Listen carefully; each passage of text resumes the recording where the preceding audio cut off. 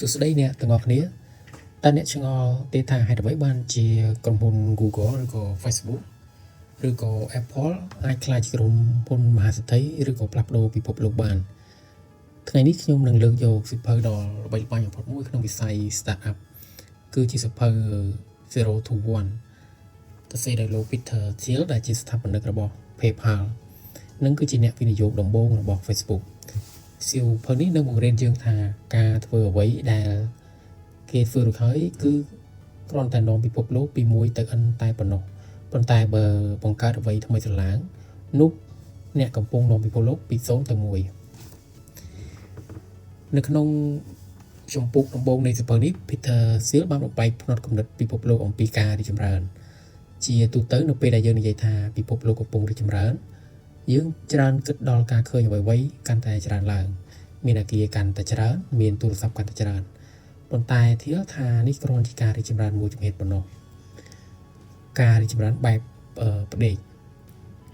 ការរីកចម្រើនបែបផ្ដេកឬក៏ horizontal progress គឺជាការយកអ្វីដែលជោគជ័យរួចហើយមកធ្វើឲ្យកាន់តែច្រើនឡើងឬចម្លងទៅកាន់កន្លែងផ្សេងទៀតលោក Peter Thiel ហៅការរីកចម្រើននេះថា globalization ឧទាហរណ៍ជាក់ស្ដែងប្រសិនបើអ្នកឃើញគេបើកហាងកាហ្វេជោគជ័យមួយហាងអ្នកទៅបើកហាងកាហ្វេបែបដដែលនោះ100ហាងទៀតនោះអ្នកកំពុងតែធ្វើដំណើរពី1ទៅ n ប្រសិនបើប្រទេសចិនយកគំរូសេដ្ឋកិច្ចនិងបច្ចេកវិទ្យារបស់អាមេរិកមកអនុវត្តក្នុងប្រទេសខ្លួនឲ្យរីកដុះដាលនោះគឺជាការរីកចម្រើនបែប1ទៅ n ការរីកចម្រើនបែបនេះវាងាយស្រួលព្រោះយើងមានគំរូស្រាប់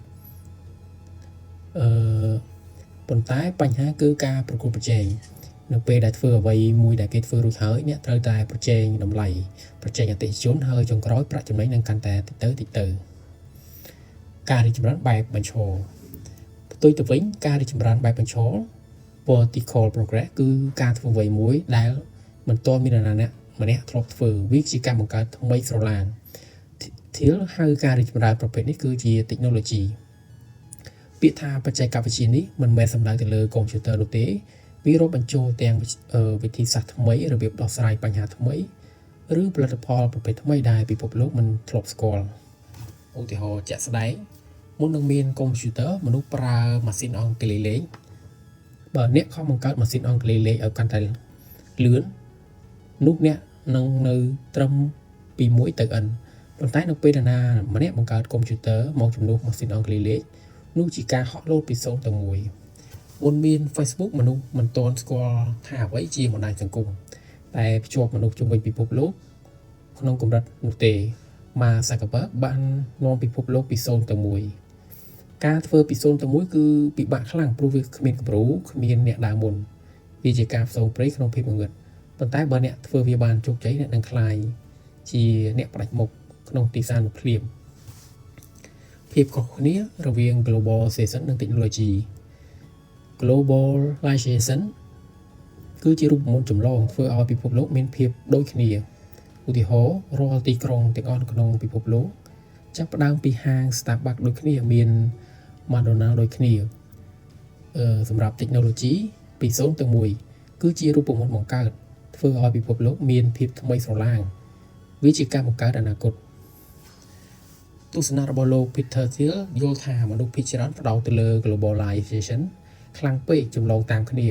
រហូតភ្លេចគិតដល់ការបង្កើតបច្ចេកវិទ្យាថ្មីលោកថាបើពិភពលោកមានតែការចម្លងនោះធនធានធម្មជាតិនឹងអស់ហើយយើងនឹងជួបវិបត្តិមានតែការបង្កើតថ្មីប៉ុណ្ណោះដែលអាចជួយសង្គ្រោះសេដ្ឋកិច្ចនិងពិភពលោកបានចំណុចទី2ការប្រកួតប្រជែងគឺជាអន្ទាក់តាំងពីយើងនៅតូចយើងត្រូវគេបង្រៀនថាការប្រកួតប្រជែងគឺជាការល្អនៅក្នុងសាលាយើងប្រកួតប្រជែងគ្នាដើម្បីបានលេខ1ក្នុងកីឡាយើងប្រកួតគ្នាដើម្បីមេដាយមាសប៉ុន្តែនៅក្នុងពិភពអាជីវកម្ម Peter Thiel បានទម្លាយការពិតមួយដល់ជូរចត់ថាការប្រកួតប្រជែងខ្លាំងពេកនឹងសម្លាប់ប្រាក់ចំណេញរបស់អ្នកហើយធ្វើឲ្យអ្នកជាប់អន្ទាក់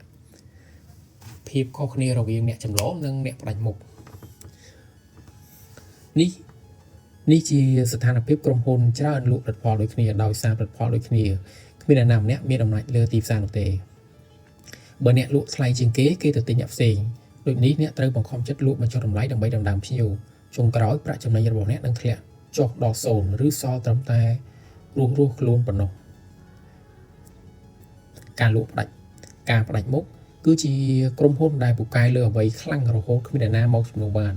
ពួកគេអាចកំណត់តម្លៃខ្លួនឯងនិងមានប្រាក់ចំណេញមហាសាលឧទាហរណ៍ជាក់ស្ដែងក្រុមហ៊ុនអាកាសចរនិង Google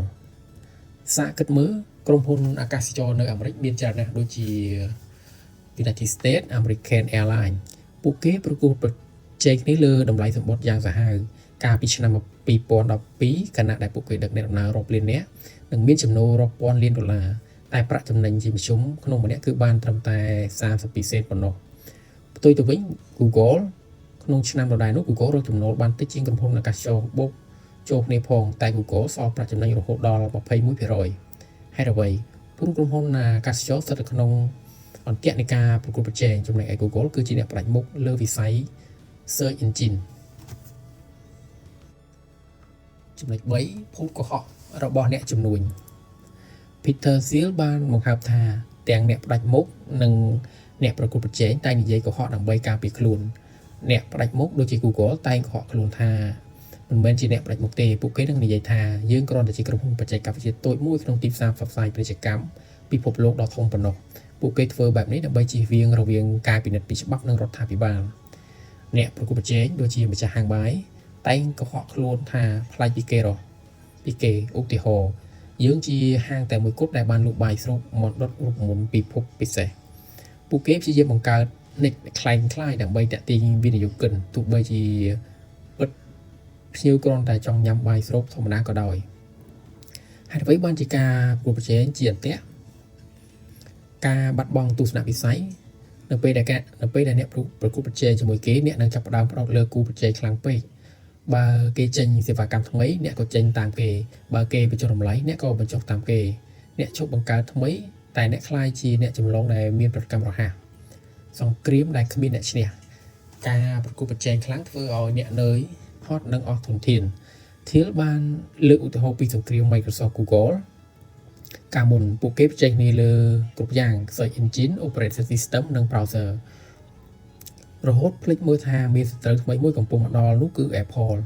នេះជាផល Apple បានដើមតំណែងក្រុមហ៊ុនដែលមានតម្លៃបំផុតក្នុងលោកបាត់ទៅហើយ5ការផ្ដាច់មុខដែលល្អកុំយល់ច្រឡំថាការផ្ដាច់មុខគឺជាការអាក្រក់ក្នុងពិភពបច្ចេកវិទ្យាការផ្ដាច់មុខគឺជាសញ្ញានៃការភាពជោគជ័យដ៏អស្ចារ្យនៅពេលក្រុមហ៊ុនមួយមានលក្ខណៈផ្ដាច់មុខដូចជា Apple ឬ Amazon ពួកគេមានប្រាក់ចំណេញច្រើនហើយនៅពេលដែលគេមានប្រាក់ច្រើនពួកគេមានសមត្ថភាពវិនិយោគទៅលើការស្រាវជ្រាវបង្កើតអ្វីដែលអាចកាន់តែអស្ចារ្យសម្រាប់មនុស្សជាតិបើគ្មានប្រាក់ចំណេញពីការផ្ដាច់មុខក្រុមហ៊ុននឹងរវល់តែរឿងឲ្យផុតរស់ពីថ្ងៃនេះហើយគ្មានពេលគិតដល់ការបង្កើតអនាគតឡើយចំណុចទី3លក្ខណៈ4យ៉ាងនៃអាជីវកម្មផ្ដាច់មុខបន្ទាប់ពីយើងដឹងថាការផ្ដាច់មុខគឺជាគោលដៅសំណួរបន្ទាប់គឺតើធ្វើដូចម្តេចដើម្បីបង្កើតវា Peter Thiel បានសង្កេតឃើញថាក្រុមហ៊ុនដែលជោគជ័យអស្ចារ្យបំផុតក្នុងពិភពលោកតែមានលក្ខណៈពិសេស4យ៉ាងនេះបើអាជីវកម្មរបស់អ្នកមានចំណុចទាំងនេះកាន់តែច្រើនវាកាន់តែពិបាកសម្រាប់គូប្រកួតប្រជែងផ្ដួលអ្នក1បច្ចេកវិទ្យាផ្ដាច់មុខនេះគឺជាចំណុចខ្លាំងបំផុតរបស់ក្រុមហ៊ុនមួយដែលអាចមានគឺបច្ចេកវិទ្យាដែលគ្មានអ្នកណាអាចចម្លងបានល្អជាងគេឆ្ងាយណាស់ច្បាប់ទី10សៀលនិយាយថាដើម្បីឲ្យមនុស្សបោះបង់អ្វីដែលគេកំពុងប្រើហើយមកប្រើផលិតផលរបស់អ្នកបច្ចេកវិទ្យាអ្នកត្រូវតែល្អជាងគេយ៉ាងហោចណាស់10ដងបើធៀបនឹងគូប្រកួតប្រជែងនៅជិតបំផុតឧទាហរណ៍ Google នៅពេលដែល Google ចាប់ផ្ដើម Search Engine របស់ពួកគេស្វែងរកលទ្ធផលបានលឿននិងត្រឹមត្រូវជាង Yahoo ឬក៏ Altavista ដល់ទៅ10ដងវាធ្វើឲ្យការប្រើ Search Engine ផ្សេងទៀតខ្លាចជារឿងអត់ប្រយោជន៍ Amazon កាលមុនបើអ្នកទិញសៀវភៅអ្នកត្រូវទៅហាងសៀវភៅដែលមានជម្រើសតិចតួច Amazon ផ្ដល់សៀវភៅគ្រប់មុខក្នុងលោកដែលវាល្អជាងហាងសៀវភៅទៅ10ដងចំណុចទី2ឥទ្ធិពលនៃបណ្ដាញ Network Effect គឺជាបាតុភូតដែលផលិតផលរបស់អ្នកកាន់តែមានតម្លៃនៅពេលដែលអ្នកមានមនុស្សប្រើកាន់តែច្រើនឧទាហរណ៍បើអ្នកជាមនុស្សម្នាក់ឯងគត់ក្នុងលោកដែលមានទូរស័ព្ទនោះគ្មានតម្លៃតតែសោះប៉ុន្តែបើមនុស្សគ្រប់គ្នាមានទូរស័ព្ទវានឹងក្លាយជាឧបករណ៍ដែលមានតម្លៃបំផុតបញ្ហានៃការចាប់ផ្ដើមឥទ្ធិពលនៃបណ្ដាញគឺខ្លាំងណាស់ប៉ុន្តែវាពិបាកចាប់ផ្ដើមដើម្បីទទួលវាអ្នកត្រូវចាប់ផ្ដើមពីទីផ្សារតូចបំផុត ដូចជា Facebook Mark Zuckerberg មិនបានបង្កើត Facebook សម្រាប់មនុស្សគ្រប់គ្នាព្រាមៗនោះទេគាត់ចាប់ផ្ដើមតែក្នុងចំណោមនិស្សិត Harvard ប៉ុណ្ណោះនៅពេលដែលនិស្សិតគ្រប់គ្នាប្រើវាខ្លាចជាបណ្ដាញផ្ដាច់មុខនៅក្នុងសាលានោះបន្ទាប់មកទើបគាត់ពង្រីកទៅសាលាផ្សេងៗទូទាំងពិភពលោកចំណុចទី3សេដ្ឋកិច្ចនៃទំហំអាជីវកម្មដែលល្អគឺជាអាជីវកម្មដែលកាន់តែរីកចម្រើនធំនិងកាន់តែចំណេញនៅក្នុងពិភព software ចំណុចនេះខ្លាំងបំផុតនៅពេលដែលអ្នកចំណាយលុយបង្កើតកម្មវិធីមួយរួចហើយលក់ទៅឲ្យអតិថិជនទី1ឬអតិថិជន1លាននាក់គឺជាការចំណាយដើមទុនស្ទើរតែគ្មានស្មើរាល់ការលក់បន្ថែមគឺជាប្រាក់ចំណេញសុទ្ធផ្ទុយទៅវិញអាជីវកម្មសេវាកម្មដូចជាការហាងកាត់សក់ឬក៏វិនិយោគពិបាកនឹងផ្ដាច់មុខណាស់ព្រោះបើអ្នកបានភ្ញៀវកាន់តែច្រើនអ្នកត្រូវជួលជាងកាត់សក់កាន់តែច្រើននិងជួលទីតាំងធំជាងមុនធ្វើឲ្យការចំណាយកាន់តែច្រើនឡើងតាមចំនួនការកសាងម៉ាកយហោឬក៏ហៅថា branding ក្រុមហ៊ុនផ្ដាច់មុខគ្រប់រូបត្រូវមាន branding ដែលរឹងមាំឧទាហរណ៍ដែលច្បាស់បំផុតគឺ Apple មាន branding ដែលតំណាងឲ្យភាពទាន់សម័យភាពងាយស្រួលភាពប្រណិតចាប់តាំងពី hardware software ដល់ការរចនារបស់ Apple Store សុទ្ធតែជាផ្នែកនៃ branding ប៉ុន្តែទៀតក៏បានដាស់តឿនថាគុំសាងសង់ branding លើភាពប្រទេសស្អាតប្រសិនបើអ្នកមាន branding ស្អាតតែគ្មានបច្ចេកវិទ្យាខ្លាំងនៅពីក្រោយអ្នកនឹងមិនអាចរក្សាភាពផ្ដាច់មុខបានយូរអង្វែងទេ branding គឺជាសម្បកដ៏រឹងមាំប៉ុន្តែវាត្រូវការខ្លឹមនៅពីក្នុងដើម្បីត្រូវទ្រង់ចំណុចទី4ចាប់ផ្ដើមពីតូចរួចគ្រប់គ្រងទីផ្សារនេះគឺជាយុទ្ធសាស្ត្រឈ្នះតូចដើម្បីស៊ីធំដែល Peter Thiel ចង់ឲ្យសហគ្រិនគ្រប់រូបយល់ឲ្យច្បាស់ដើម្បីជៀសវាងការបរាជ័យតាំងពីដំបូង